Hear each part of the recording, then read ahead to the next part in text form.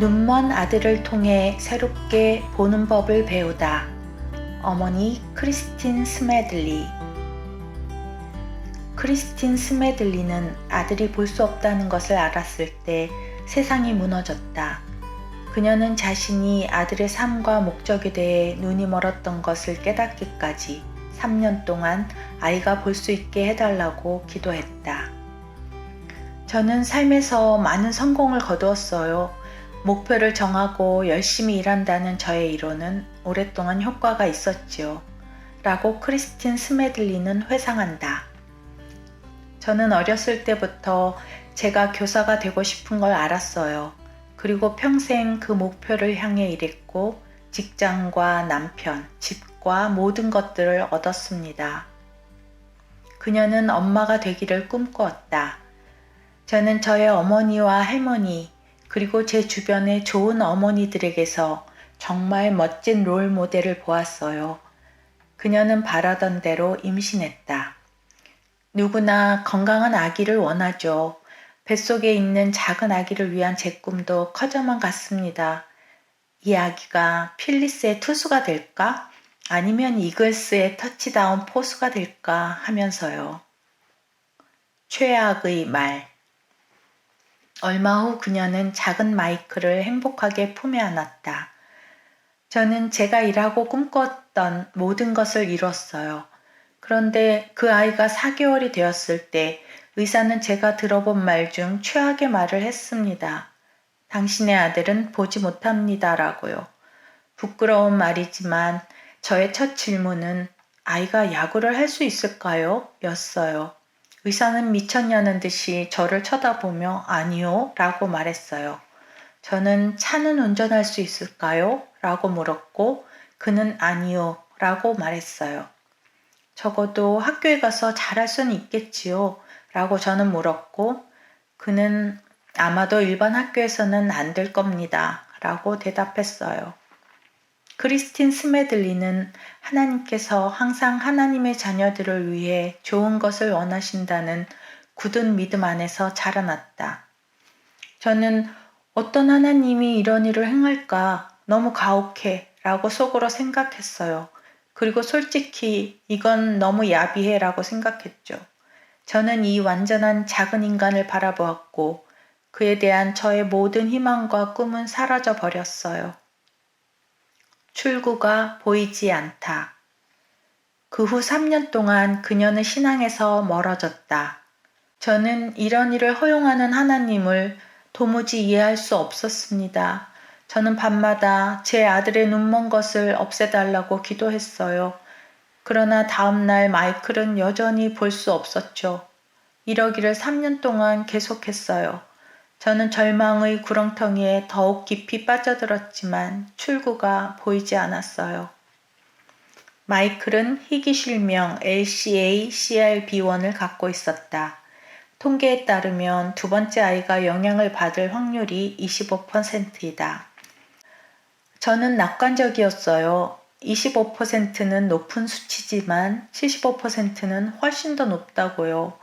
만약 진짜 하나님이 계신다면 결코 저에게 2번이나 이런 일을 겪게 하지는 않으실 테니까요. 엄마, 여기 있어? 둘째를 임신한 8번째 딸에 한 번은 그녀가 침대 끝에 앉아 울고 있었다. 하나님, 다시 한번 이런 일을 저한테 하실 수는 없어요. 다시는 제게 이렇게 하지 않으시겠죠?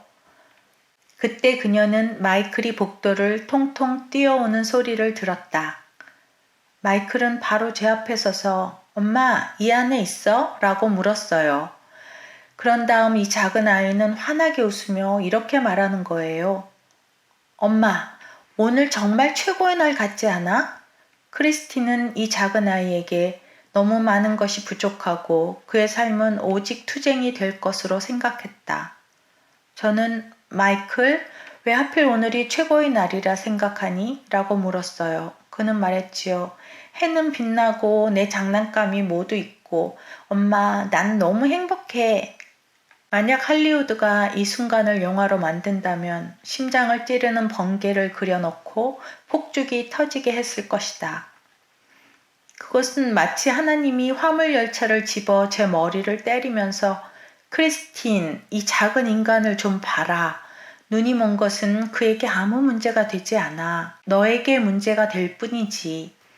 그 아이는 모든 것을 찾아낸다. 그 아이는 3년 반 동안 이 행성에 살면서 자기가 하고 싶었던 모든 일을 했단다. 라고 말씀하시는 것 같았어요.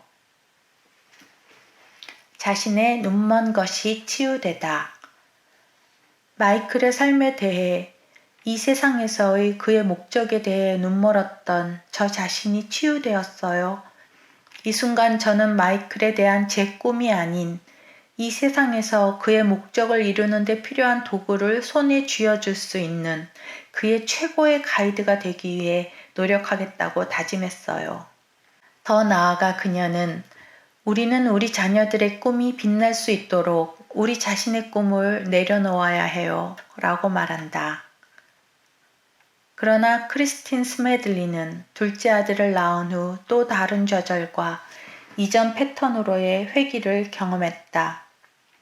미첼이 태어나고 4개월쯤에 똑같은 실명 진단을 받았을 때 저는 괜찮다고, 저는 기적을 경험했다고 말하고 싶었지만 그럴 수 없었죠. 몇 주 동안 그녀는 다시 나락으로 떨어졌다. 그러나 마이클은 계속해서 행복하게 집안을 뛰어다녔다. 저에게는 눈먼 것이 단지 내가 허용할 때만 장애가 될 수 있다는 것을 보여주는 모델이 필요했어요. 마이클에게 눈이 안 보이는 것은 이따금씩 불편하다는 것 뿐이었죠. 이 지식과 이 작은 3살 반짜리 아이 모델과 함께 저는 마이클과 미첼의 손을 잡고 특별한 삶을 시작할 수 있었습니다. 새로운 꿈. 공립학교에서 두 아이는 최상위 그룹에 속했다. 마이클은 펜실베니아 주립대학교 졸업을 앞두고 있어요. 그 아이는 10,000명의 졸업생 중 상위 0.5%에 속해요. 그리고 미첼은 작년에 SAT 시험을 치른 모든 고등학생 중 상위 3%에 들었어요. 그는 성공적인 신입생으로 차트를 알려주는 컨트리 뮤직 라디오 쇼를 진행해요. 그들이 잘 지내고 있고 성공했다고 말하는 것으로는 표현이 부족할 정도이지요. 오늘날 크리스틴 스매들리는 이렇게 회상한다. 저에게서 시각장애에 대한 인식과 아이들의 삶에 대한 인식이 바뀌지 않았다면 이 모든 것은 가능하지 않았을 거예요. 그리고 이 모든 것을 가능하게 한 또 한 가지는 아이들이 원하는 모든 일을 이루는 데 필요한 자원과 도구에 접근이 가능했던 것이었습니다.